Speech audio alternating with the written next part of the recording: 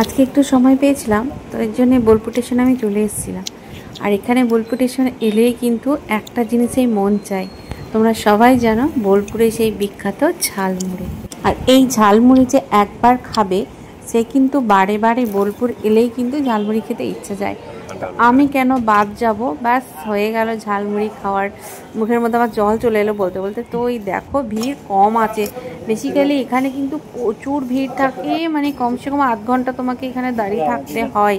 তো এই ক্ষেত্রে দেখলাম আমার ক্ষেত্রে ভিড়টা কমই ছিল, তো বেশিক্ষণ দাঁড়াতে হয়নি, মোটামুটি 15 মিনিট দাঁড়িয়েছিলাম, তাহলেই হয়ে যাচ্ছে। তো অন্যজনকে দিচ্ছে, আমি তো ওয়েট করছি যে কখন আমি পাবো, প্রচণ্ড খিদে পেয়েছিল।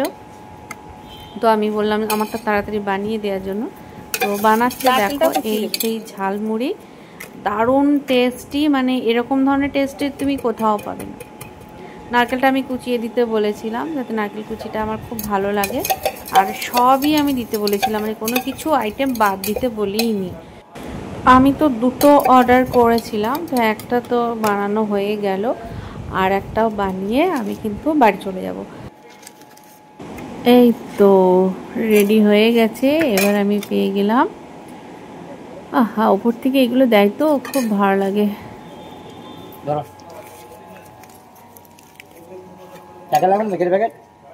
হ্যাঁ, কারি প্যাকেট।